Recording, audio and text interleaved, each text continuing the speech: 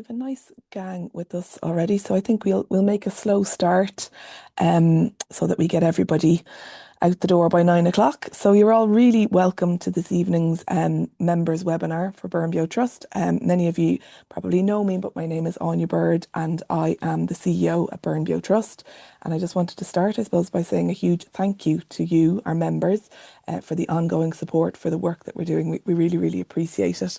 And this evening, from a kind of drizzly, windy Tubber, we're joined by Sam Bayley, who is going to, I think, give us a really interesting talk on a very, very kind of interesting species, one that really captures the imagination. I've had a really busy couple of weeks for Burnbio Trust, and hopefully some of you were at some of the events that have been going on recently with Burn and Bloom, the Archaeology Festival, Farming for Nature Festival, and Heritage Keepers Celebration. So I'm a little bit croaky because I've been doing an awful lot of talking over the last couple of weeks, but you won't be hearing too much from me, so don't worry too much about that. It'll be Sam, obviously, for the main event. As ever, if you have questions, if you want to put them into the chat, or if you want to use the Q&A function, I'll have a look at those as we're going along and put as many of them as I can to Sam at the end. Equally, if you want to let us know where you are this evening, it's always nice to see where people are joining us from. But with all of that said, I'm going to introduce you to this evening's speaker. So Sam Bayley has been a ranger in the UK and Ireland for over 25 years, specialising in, amongst other things, bird ringing studies. So he's currently based in Cork, where Sam set up the Irish Cuckoo Tagging Project for National Parks and Wildlife Service in conjunction with the British Trust for Ornithology. This evening's talk will be an update on what has already been learned from this project and then what is happening next. So I'll hand over to you, Sam, and thank you very much. Good evening. Yeah, thank you very much for that, Anya, and wonderful that so many people can join. So yeah, so I'm going to give you a bit of a talk about the Cuckoo Tagging Project, and a little bit of information about what we've learned, a little bit about cuckoos themselves, and a little bit about what people can look forward to going forward.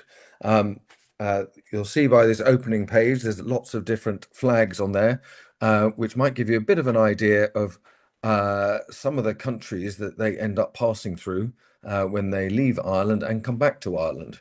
And I'll get more into that as we go on.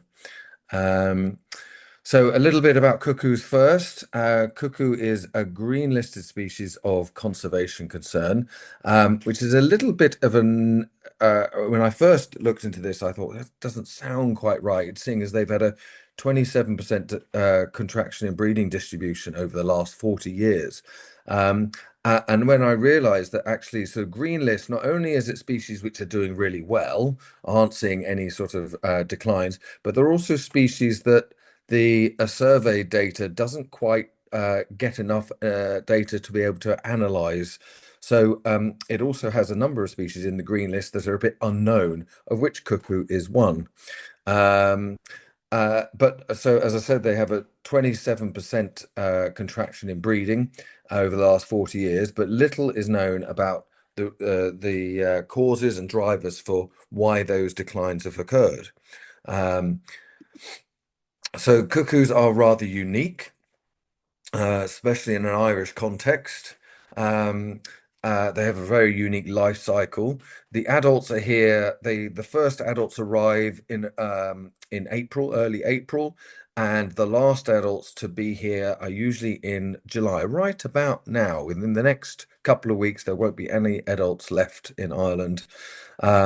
Meadow pipits are their main host species, the main species that they lay their eggs in. But as you can see from the pictures there, they also use some of our other species, robins, dunnocks, stonechats are another one. And there could have been a few other species in the past which were used elsewhere, such as the UK, things like corn bunting, which are now extinct in Ireland, and potentially a few other species as well. The eggs mimic the color of the host species, and this is really important because when they lay an egg in the host species, they take one of the the existing eggs out to replace it with their own. And that means that it is the adults of that species shouldn't know that anything has changed, anything has happened. The eggs are slightly bigger and just are slightly different colored. And there's an ongoing sort of evolutionary game of chess going on where they've seen studies over sort of the last they did a 50-year study of meadow pipit egg colors, and they showed that they slightly are changing in coloration, and it seems that the cuckoos are also slightly changing in coloration to match them. um, and so when that egg is laid, the chick hatches out, and within a day, it will push all the other eggs and chick or hatch chicks out of the nest. At a 1 day old chick will do that. They actually have a groove in their back, which helps them to do that. A little cup-shaped groove, which helps them to push the eggs and chicks out of the nest. They sort of reverse them out the corner of the nest. Because they have to have that nest all to themselves. As you can see in those pictures, they end up growing to be much bigger than the adults. And if they didn't get all of the food, they wouldn't survive. The other very interesting feature is that the female cuckoo will only lay eggs in the same species that it was hatched in. So if it was hatched in a meadow pipit nest, it will only lay eggs in a meadow pipit nest. And we believe that this is purely down to the fact that that's the eggs that it was hatched in. So that's part of the evolution of laying the right colored eggs for the right colored bird. Really fascinating. There's many other features, but that's the great way to start.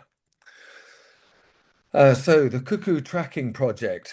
So this was a new project which we started in 2023.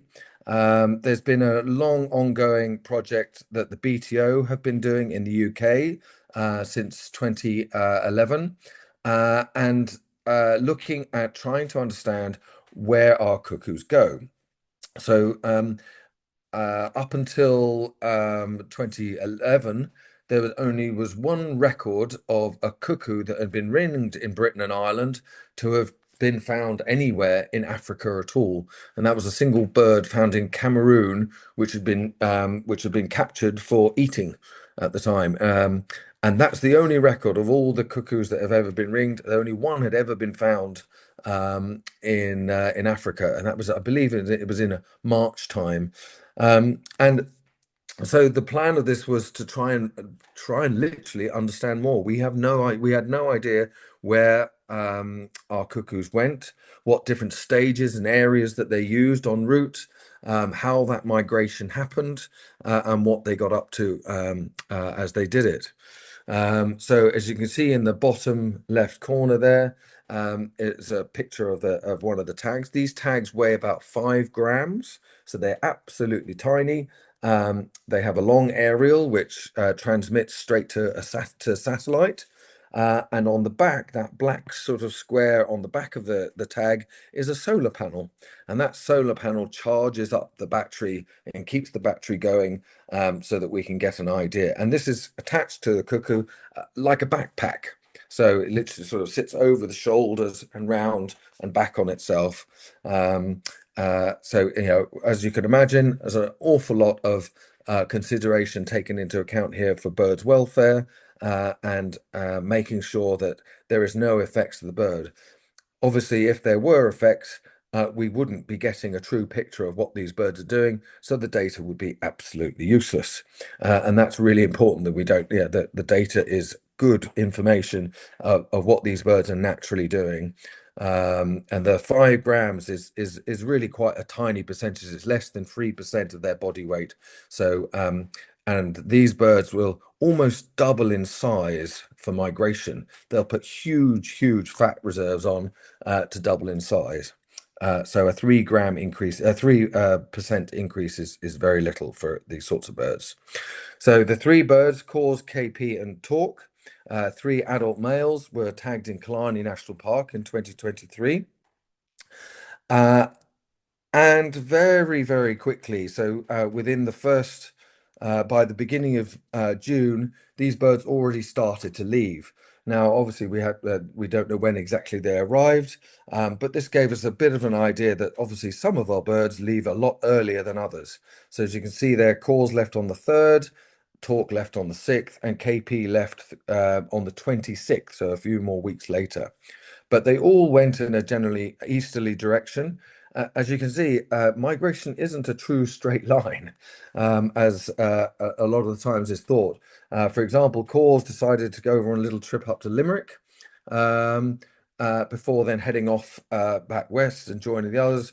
Torque went sort of straight across to Tipperary, whereas KP ended up going straight towards Ballyhooly, so closer down to Cork, and on from there.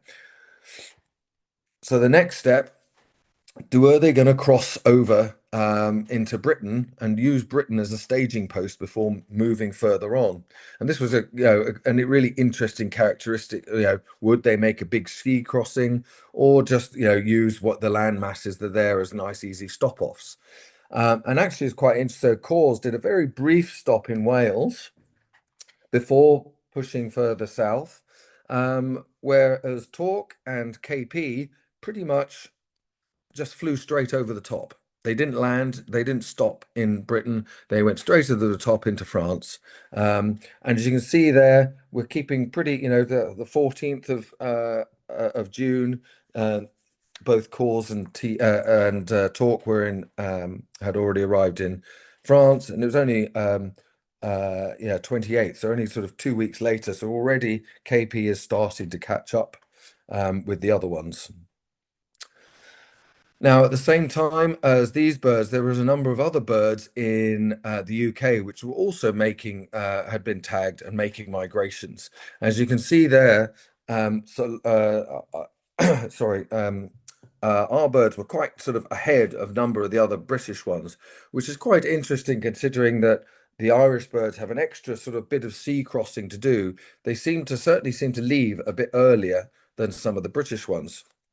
Um, and so they all pretty much move to this area around the north part of Italy, which is called the Po Valley, at the sort of just in the foothills of the Alps, which is a major feeding area for certainly where most of the British birds have been going, and our Cork birds pretty much did the same thing, although Torque decided to go a little bit further over towards Bosnia and decided to spend his next stop-off point there.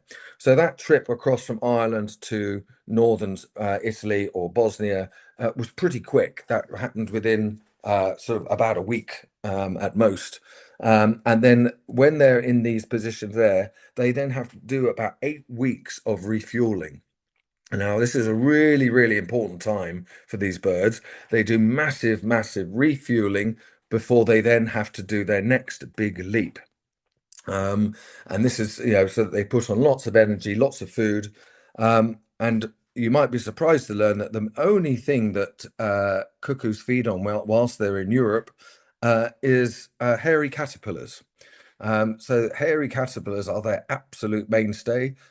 They feed on that pretty much exclusively while they're here. And they even have slight adaptations to their nostrils so that the hairs don't interfere with their beak at all. But yeah, so that's their major food source. So yeah, 8 weeks in that south edge of the Mediterranean before their next big jump. And their next big jump is huge. They have to then cross the Mediterranean Sea and the Sahara. Now, what's really interesting about these two birds, so this is KP and Torque, they pretty much followed the same sort of route, crossing to the east side of Europe and down through Libya into Sudan, and then crossing then down into across the Sahara at that point. And you can sort of see there was a point just before exiting the Sahara. They pretty much both of them spent about the same sort of time, and that was it. There's a lovely oasis there, lovely set of hills which offer a bit of respite, and they spend a bit of time there. But that was pretty much all one dead straight movement to the edge of the Sahara. Before then, um, this was, started about in sort of early August, and then by the time they then spend a load of time just the other side of the Sahara, then again refueling, because by the time they get there, they're really down to very low levels of energy. They have to build themselves back up again. For then their last bit, which is going down into the Congo Basin. And they arrive in the Congo Basin. These two arrived in the Congo in October, which was fantastic, to see that, where they ended up heading. Now, as you can see there, I've only pointed out KP and Talk. Cause, on the other hand, had other ideas. And this was a real surprise. As you can see here, he went into the northern Italy, the foot of the Alps. And then um, on the 4th of August, this is about a week or so before the other birds started to move off crossing the Mediterranean and Sahara. He ended up coming back into France, moving back up north to the Loire, moved across over to Switzerland, and then eventually sort of started to settle down again in Bordeaux. And he was there for a really good long time, and still early October, which was about the time that the other birds were arriving in the Congo Basin. He was still in Bordeaux, which was really worrying us, as that this was going to be it. He wasn't going to get any further. And and what we realized here, initially we weren't sure about this, but this has happened with a few of the other British birds. And what the thought is that he just wasn't finding enough food in the location he'd chosen in northern Italy, and he needed to find somewhere else to find more food. And he ended up over in Bordeaux. We assume that what was happening here was him searching for a better feeding area. And then, thankfully, though, on the 9th of October, he suddenly flew away from Bordeaux down to Catalonia in Spain, where he spent a little bit of time, and then literally like 5 days, and then suddenly did this huge crossing, and amazingly crossing probably the widest section of the Sahara Desert, all the way across down, and ended up close to Niger, on the south edge of the Sahara Desert, and by the 8th of November, he was in the Congo Basin. So he arrived about a month later into the Congo than the other birds did. And this will actually be really important in the future. But this was really interesting to be able to show effectively show the adaptability of these birds. If something goes wrong, there is a way, they can find a way around, making that journey still work.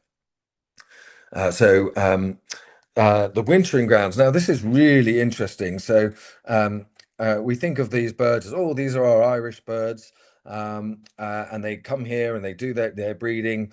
But actually, they end up spending a third of the year in the Congo Basin. They are down in the Congo Basin, all this lovely, amazing rainforest, the Republic of Congo, the Democratic Republic of Congo, Central African Republic. This area here is their core ground. And what's amazing about this area is that birds from in the far west of the range of the cuckoo breeding range in Ireland, and in the far east, and like the far eastern China, they all migrate to this part of Africa for the winter. So whether they're from eastern China or western Ireland, they all end up going down to this part of the Congo as their wintering ground, which is fantastically phenomenal. It's amazing, really, really amazing that they're making that huge distance. This part of the world is so important. This is the area most famous for mountain gorillas and such things. And what's really interesting down here is that you'll never hear a common cuckoo. They don't do their sounds that they do on their breeding season here in their wintering grounds. They're very quiet, from what we believe. It's a very understudied area of the world, as you can imagine. Not many people live there, and those that do, it's a very, very difficult area to get into.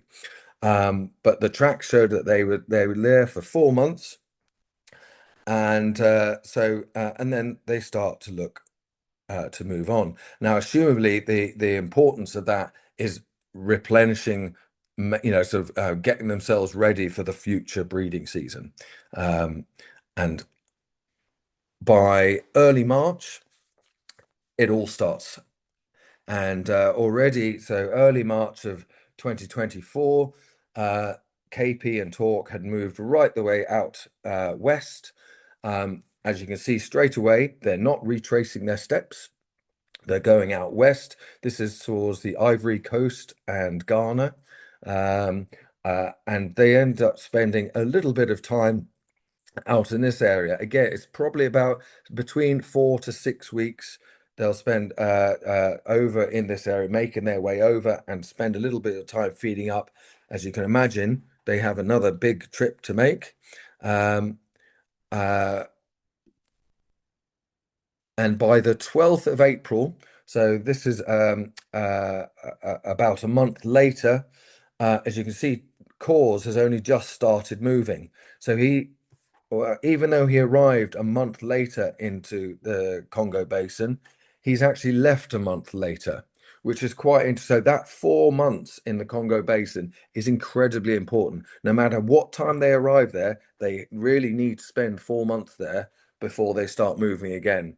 Whereas as you can see there, KP is just about to leave and head across. Torque is already right the way across into Morocco at the top there, leading sort of the charge he was at that time in that year.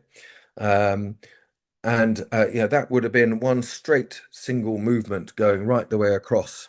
And what was amazing is that they do a lot of their migration, they make the most of their migration at night as well, which is quite phenomenal. So arriving back in Ireland, as you can see here, Torque and KP pretty much did a very sort of similar circuit. They ended up coming through, um, got into Spain, moved up through Spain, and what was really quite surprising, you can see the last section of this, is they crossed the Bay of Biscay.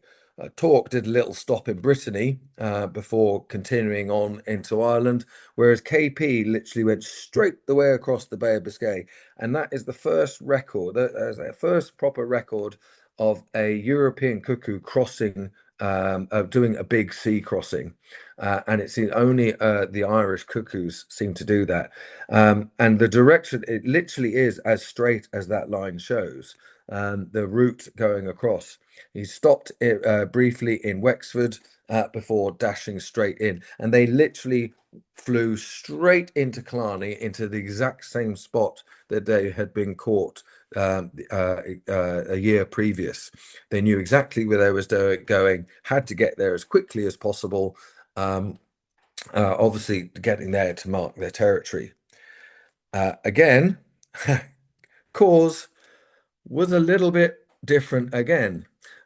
He decided, instead of going off, keeping very much round the right, again chose to go across the widest part of the Sahara, actually sort of crisscrossing his previous path to Algeria.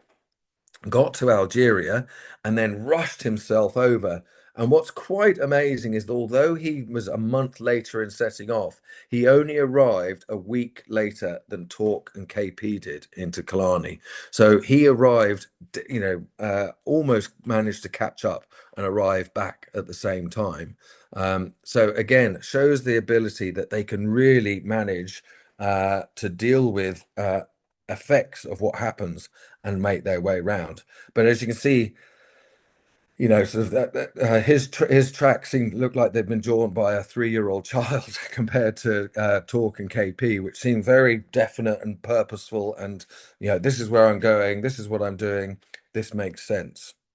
So yeah, arriving back in Ireland. So where are they now? Well, unfortunately, KP and Talk are no longer with us. The two of them made their way off again after in the 2024 breeding season. They made their way back off to Africa, got the other side of the Sahara, and then we lost transmission from them. So we don't know if they died. We don't know what happened, but we certainly are no longer getting signal. The fact that they both disappeared almost exactly at the same time would make me suggest that there was some issue with the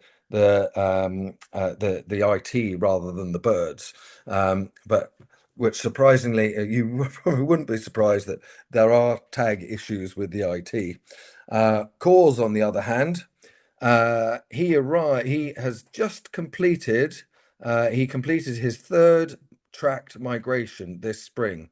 He arrived back in Killarney in late April, and after three tracks, and you can see there, each track is very different. There's lots of different stuff going on with this bird, which really amazing, shows that there's the migration the route they use one year might not be the same that they use in subsequent years. So really interesting stuff that you can see there.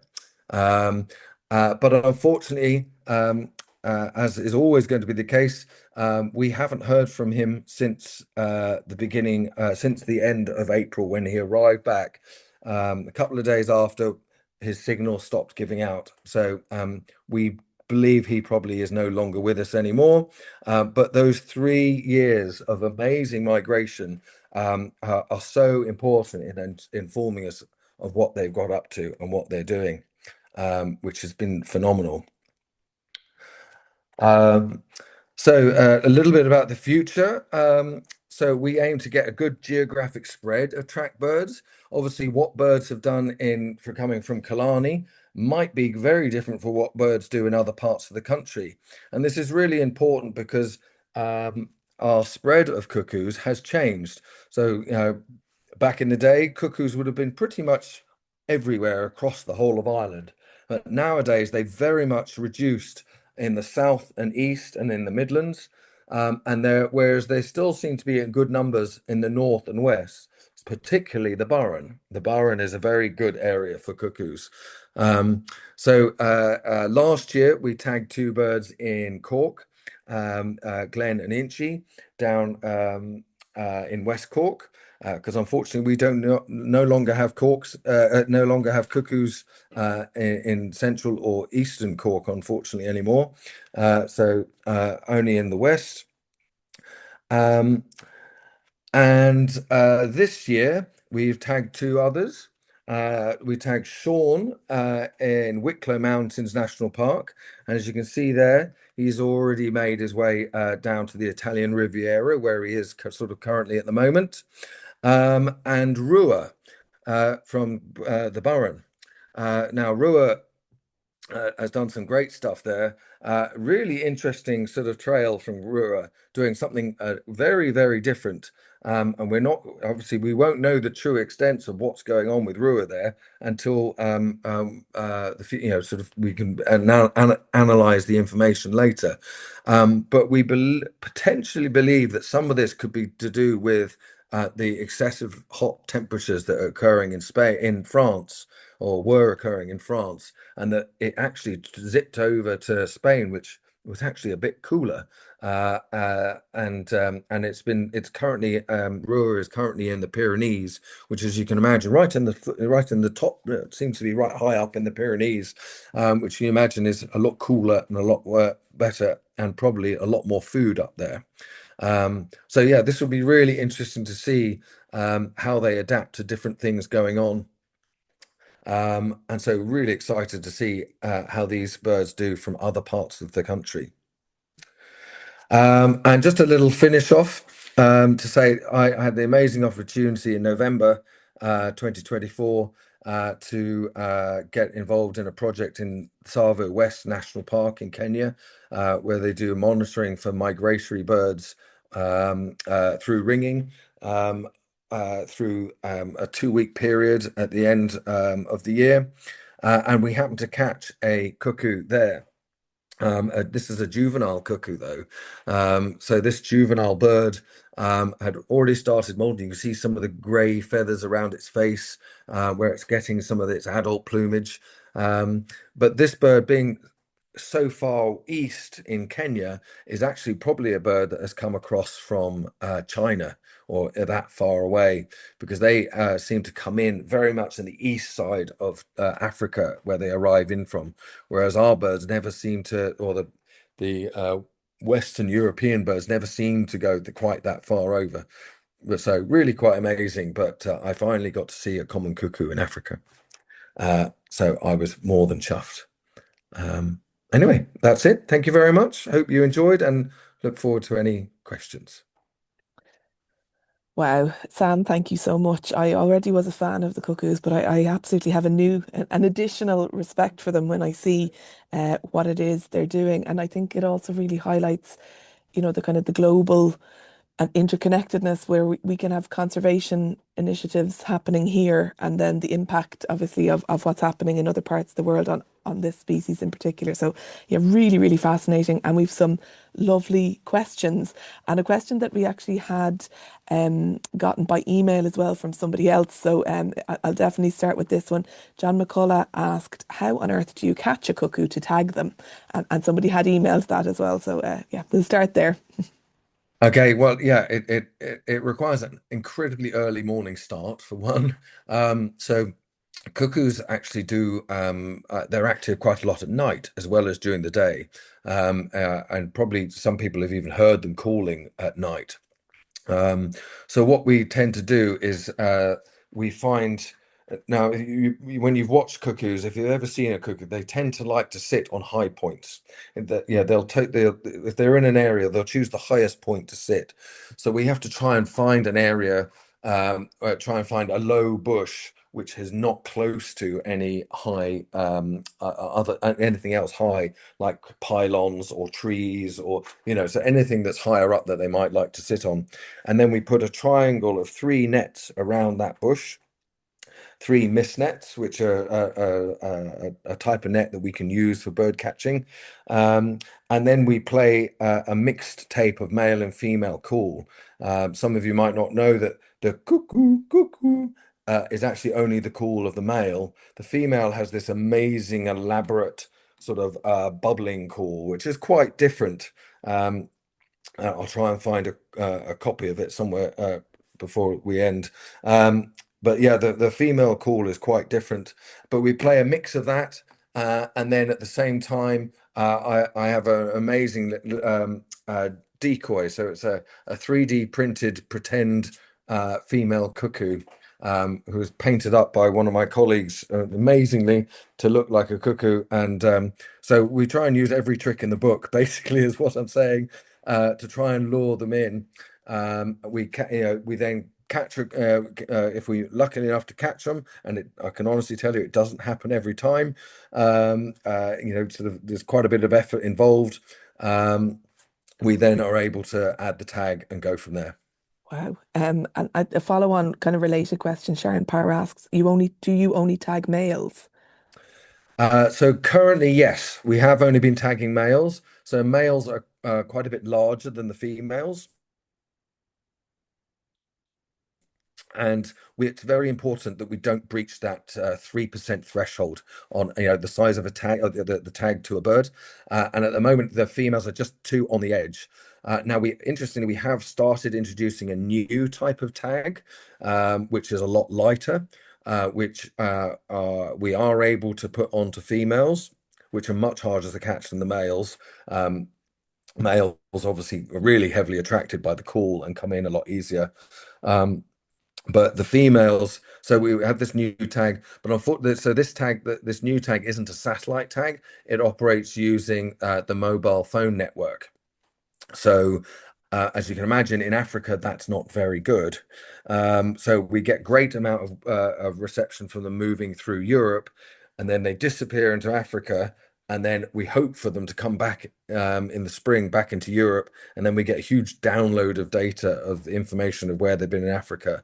And actually, the two birds that we tagged in Cork last year both had these new tags. Last year was the trial for doing these, and one of those birds did return, and we got amazing information about that.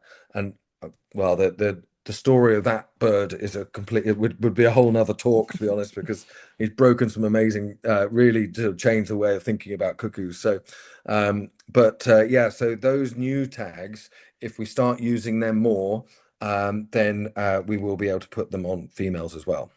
Okay, great. And I suppose another kind of question related in some way to the technology is about John McCull asked, what is the interval between one position reading and the next from the GPS unit? So presumably it's different depending on which of the systems, but is there a kind of a general answer to that?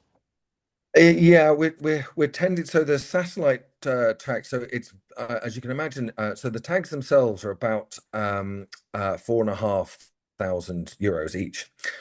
So as you can imagine, that's quite a lot. And then the satellite time in itself is also a cost attuned to that.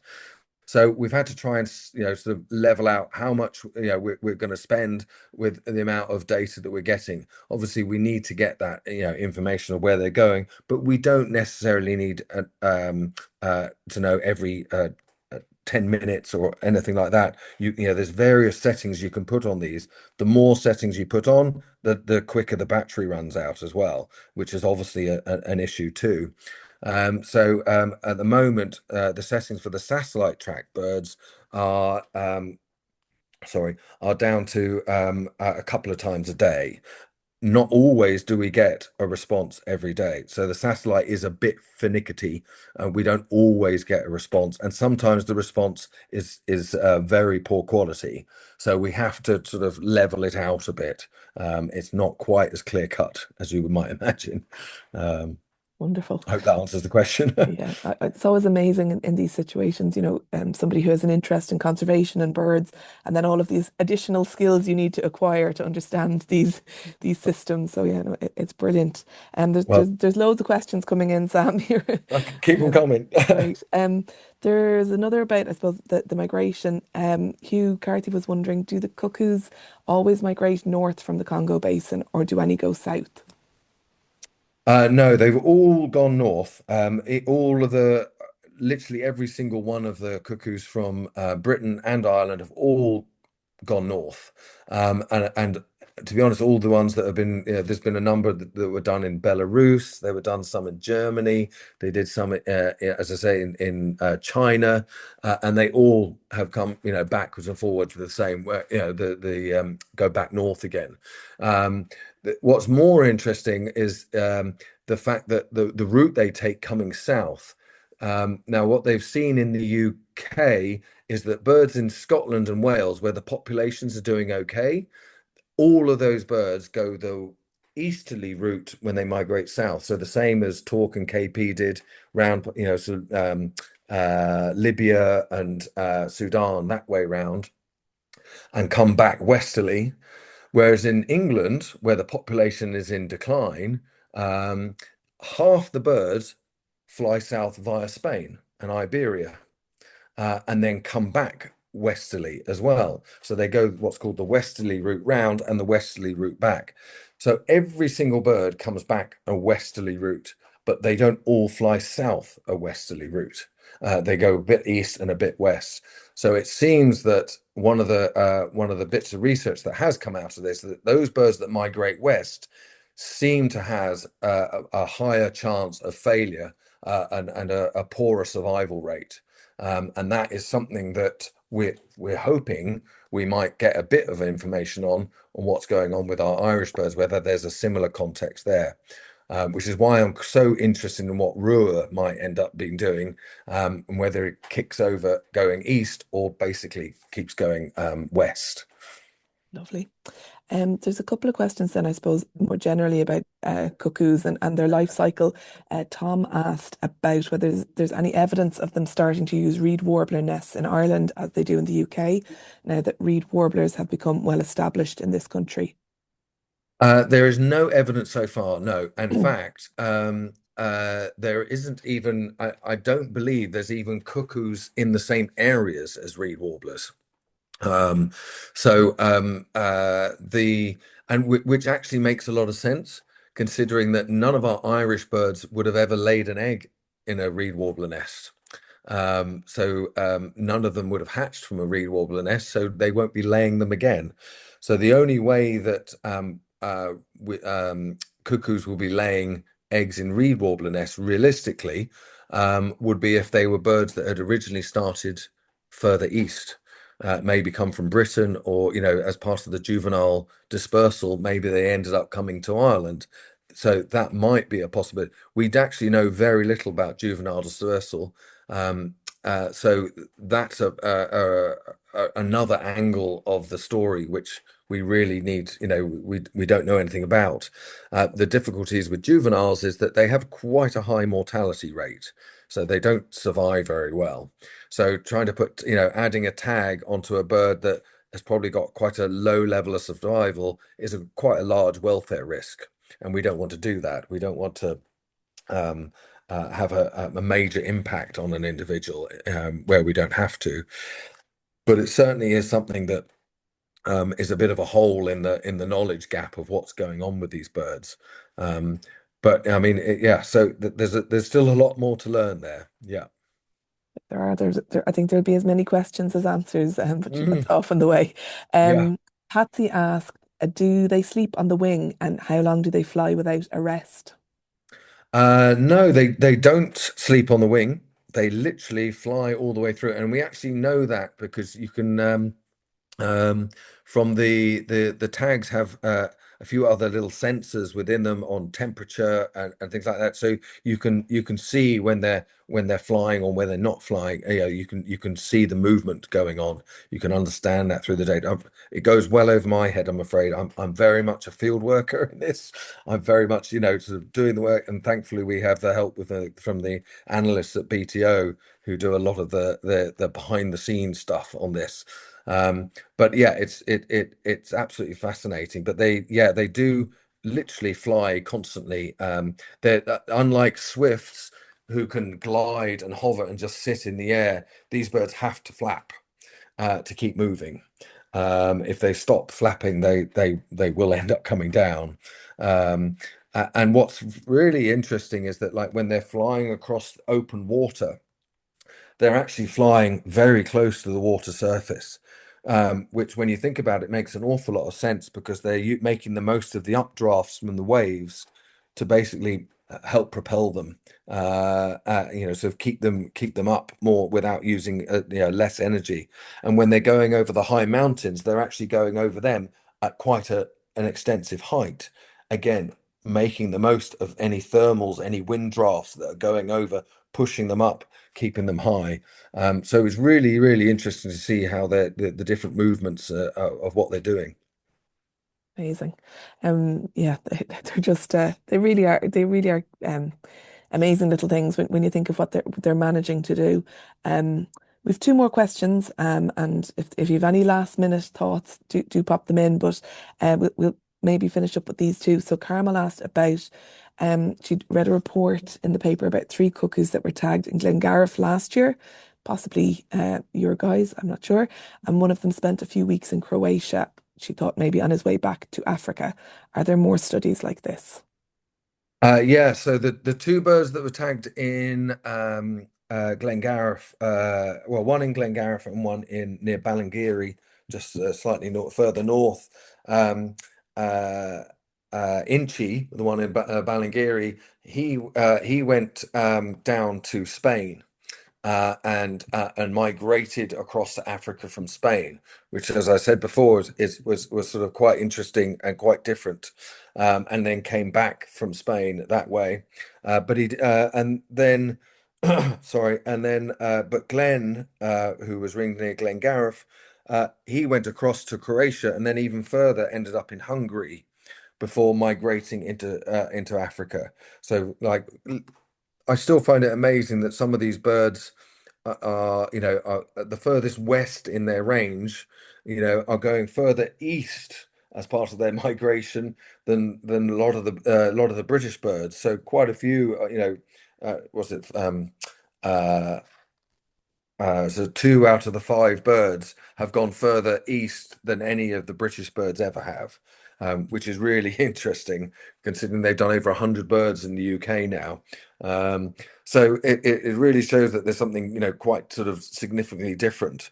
Unfortunately, with Glenn, we never got a signal back from him after that, after disappearing into Africa. So we don't know, whether that was a once-off or something he was regularly going to be doing. But that's why we need to tag some more and get some more information back to find out how they're going. Wonderful. And then to finish up, maybe the last question there in the chat from Brendan asks, I suppose, a wider question about why the loss of cuckoos from the south and east of Ireland, do you think? Is it maybe climate related or due to habitat loss, or are there other theories on why we're losing them? Well, there's probably a little bit of a mix, to be honest. So, for example, meadow pipit, which is the main host in Ireland, is now on the red list. They're significantly declining, especially in lowland areas. And most of our lowland areas are in the Midlands and in the south and in the east. That most of our major and most of our upland areas are along the west coast, west and north coast. We have a lot of higher land. And that's probably partly influenced by changes in farming practices and land use. Um, so that is certainly going to be an aspect to it. But at the same time, there is various problems going on with climate change. So the Sahara is getting bigger by a mile wider every year. So that's going to have a huge impact on how they migrate. Temperatures are changing, food supplies are changing. I don't know if you remember, but last spring in Spain, they had like massive drought situations in March, which was almost so unheard of. And that caused one of the BTO, one of the British cuckoos ended up dying when it arrived in Spain, and they basically they managed to find that bird again, find it dead, and it was completely malnourished. It basically arrived in Spain and couldn't find any food because there was nothing for it to feed on because everything was so dry.